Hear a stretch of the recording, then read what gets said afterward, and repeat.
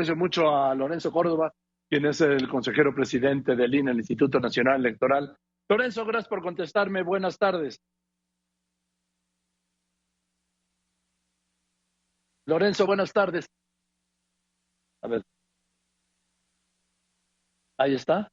Perdóname, Joaquín, olvidé quitar el silencio. Buenas tardes, Joaquín, un privilegio estar contigo. Gracias, Lorenzo.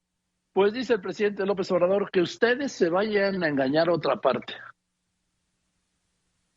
Bueno, pues si decir la realidad es mentir, las falacias es engañar, seguiremos engañando. Estamos diciendo lo que no posturas de consejeras y consejeros, Joaquín. Creo que es importante subrayar algo. El informe que ayer presentamos ante el Consejo General, del que han venido dando cuenta ustedes, los medios de comunicación, profusamente, no es el informe del presidente del INE, no es un informe de dos consejeros, no es un informe ni siquiera de los 11 consejeros, es el resultado de un trabajo en donde todos los miembros del Servicio Profesional Electoral, los que operan las elecciones, los trabajadores del INE que hacen posible las elecciones, participaron para construir. Es decir, este es un punto de vista, un señalamiento público de las consecuencias que el INE, como el órgano técnico que la Constitución establece para poder hacer elecciones, pone sobre la mesa. Y es falso, lo digo de una vez, que el plan B, como se le conoce, sea una cosa menor. Mira, Joaquín, hay 5 grandes ejes sobre los que se construye la democracia mexicana. Y esos 5 ejes están garantizados, protegidos por la Constitución. Uno pensaría, dado que fracasó el intento de reforma constitucional, esos 5 ejes que ahora menciono están a salvo. Pues no, todos los desmantela una reforma que hoy sabemos, Joaquín, porque se ha hecho pública, cuál fue la instrucción, la expresión que utilizó el titular de la política interior en México para convencer o para darle línea a los senadores de su partido, de la mayoría, para aprobar el llamado Plan B. Hay que destazar al INE, se dijo, y lo hace bien, destazan al INE. Estos 5 ejes, Joaquín, son la independencia y la autonomía del instituto, y el Plan B la pone en riesgo.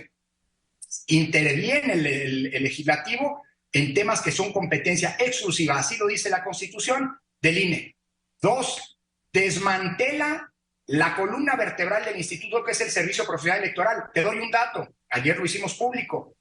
De 2.572 plazas que tiene el Servicio Profesional Electoral, desaparece la reforma el 85%. 3, la estructura territorial del INE, que le permite permanentemente estar en contacto con la ciudadanía, conocer el terreno y permitir que cuando haya elecciones se pongan casillas en todo el país. La reforma, conocida como Plan B, vuelve a las juntas distritales, las desaparece y vuelve a alguna de la presidencia territorial temporal. 4, el padrón electoral, la integridad del padrón electoral. Fíjate que el Plan B autoriza a la Secretaría de Relaciones Exteriores para ser la que va a validar la lista de los mexicanos que votan desde el extranjero. Ahora resulta que quien va a decir quiénes votan desde el extranjero va a ser el gobierno a través de la Secretaría de Relaciones Exteriores. Y 5, el último punto, las condiciones de equidad en la competencia, Joaquín, que ahora le permite a los secretarios, a los funcionarios públicos intervenir en las elecciones y ser parte de la disputa electoral, cosa que hasta ahora la Constitución prohíbe. Y además, por cierto, Joaquín, dice el presidente que el INE rellena urnas. Sí, te lo voy a decir. A lo mejor la convivencia con funcionarios de su gabinete, que son los responsables de que hace 32 años viviéramos, 34 años en 88, viviéramos el peor fraude electoral de la historia, le provoca reminiscencias al titular del Ejecutivo. Esas elecciones que describe el presidente son las que teníamos en 88, las que tuvimos en 88, no las que tenemos ¿Estás hoy. hablando de Manuel Bartlett? ¿Estás hablando de Manuel Bartlett? Que era el titular de la CFE, ¿no? El de la Comisión Federal Electoral, que organizó desde Gobernación las controvertidas elecciones de 88. Todo lo que describió el presidente hoy es lo que pasaba en el régimen autoritario que afortunadamente... Te voy a decir qué dijo. Dice, no son ustedes, dijo ellos, pero se refiriéndose a ustedes en el INE, no son ustedes los que permiten la falsificación de actas, el relleno de urnas no son los que permiten el robo de paquetes, los que permiten la compra del voto, no son estos, o sea, ustedes, los que le dieron registro a candidatos a la presidencia que no cumplían los requisitos por consigna del presidente de ese entonces, que se vayan a engañar a otra parte. Están usando esto como bandera para hacer politiquería. Te hablan. Bueno, creo que si quiere buscar a los responsables de quienes hacían eso hace 34 años, no tiene que buscar fuera de su gobierno. Y también dijo, van a seguir teniendo presupuesto más que ningún otro organismo en el mundo, porque engañaron a muchos con la consigna de que el INE no se toca. Sí. Bueno, van a seguir recibiendo Joaquín, los partidos miles de millones de pesos. Lamentablemente, Joaquín, estamos frente a otra de las mentiras que no por repetirse una y otra vez se vuelve verdad. Es falso que el INE sea el órgano electoral más caro del mundo.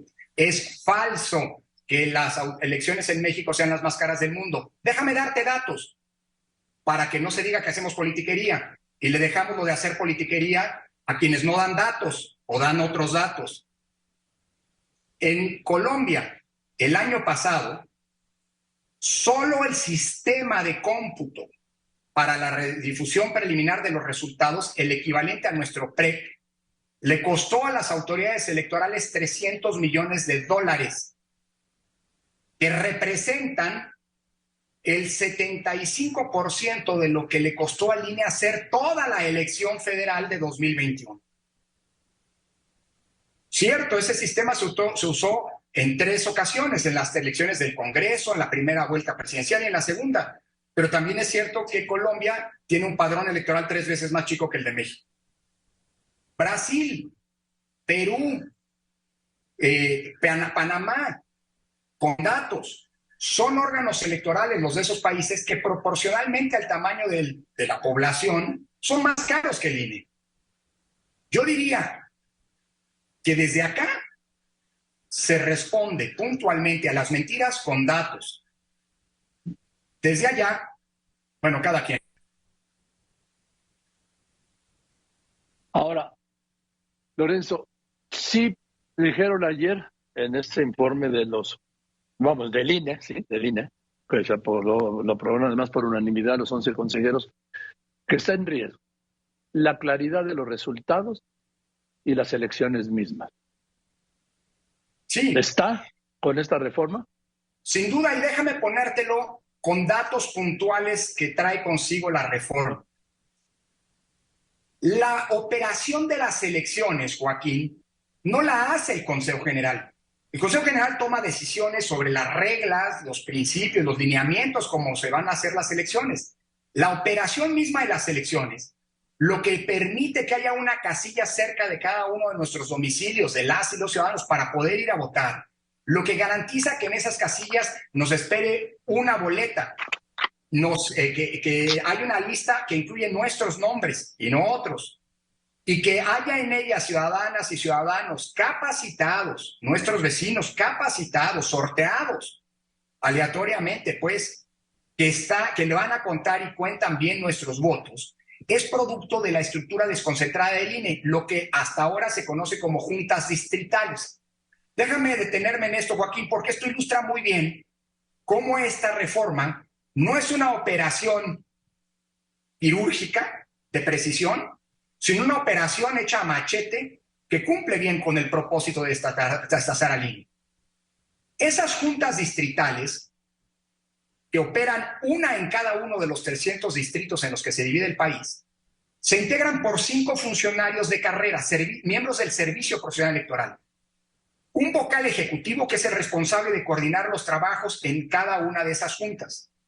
Un vocal secretario que es el responsable de todos los trabajos jurídicos y administrativos de la Junta, que además es el responsable de dar fe pública de lo que ocurre durante las elecciones, que es el que investiga las quejas que los partidos políticos presentan y eventuales quejas contra violencia política contra las mujeres en materia de violaciones que se cometen, en fin. Un vocal de capacitación que es el responsable de sortear a los ciudadanos, de contratar al personal de campo del INE, de sortear a los ciudadanos, de organizar visitas que en todo el país suman 12 millones de visitas domiciliarias, de capacitar a los ciudadanos que fueron sorteados y de garantizar que estén en las casillas. Luego, en cuarto lugar, un vocal de organización, que es el responsable de la logística, de vigilar que los materiales electorales, boletas, actas, estén donde deben estar, que se distribuyan en todo el país, que visitan las escuelas y piden permisos para que se instalen las casillas, que consiguen los insumos, a veces lonas, en fin, para que las casillas estén debidamente equipadas, que son los que administran el PREP, el Programa de Resultados Electorales Preliminares, y que conducen los cómputos distritales. Y finalmente el quinto funcionario es el vocal del registro, el que supervisa el funcionamiento de los módulos donde se tramitan las credenciales, el que depura el padrón electoral y el responsable de imprimir las listas que se mandan de votantes que se mandan a cada casilla. Bueno, esos 5 funcionarios que hoy hacen posible en el campo, en los hechos, que haya casillas en todo el país y que las elecciones ocurran, y ocurran bien como ha venido pasando en los últimos 9 años, se reducen con la reforma a un solo vocal, se dice operativo. Una sola persona va a hacer las funciones que hoy hacen 5 personas que tienen mucho trabajo y que realizan funciones de manera simultánea. Si eso no es poner en riesgo el hecho de que en 2024, si prevalece esta reforma, puedan no instalarse todas las casillas. Las que se instalen en lugares que no son los previstos. Que se integren esas casillas por ciudadanos que no son los sorteados y que no estén debidamente capacitados. Y por tanto, que eventualmente no se cuenten bien los votos, pues no sé de qué estamos hablando. Ese es el riesgo que ayer advertimos. Y vuelvo a insistir, no es la advertencia del presidente del INE, no es la advertencia de 2 consejeros que le caemos mal, no sé por qué razón, a algunos servidores públicos. No son, ni siquiera es la visión de 11 consejeros. Como te decía, es la visión del INE, de los que operan las elecciones, que advierten hoy a la sociedad mexicana el riesgo que el plan B, que no es menor, es gravísimo, pone a las elecciones en el futuro. Bien, pues esto va a seguir porque es parte de una definición y de una campaña, va a seguir todas las mañanas y vamos a ver, porque con base en los planteamientos de ayer, estas reformas sí ponen en riesgo incluso la misma realización o validez de las elecciones, podría llegar a ese punto, ¿no? Claro, y con ello, Joaquín, creamos un problema en donde ya no lo había. En estos 9 años, desde que del IFE se convirtió en INE, y el INE ha sido responsable de las elecciones a nivel federal y corresponsable de las elecciones a nivel local, se han organizado 330 elecciones, entre las federales, las locales, las ordinarias y las extraordinarias. En ninguna de ellas, ha habido un conflicto postelectoral.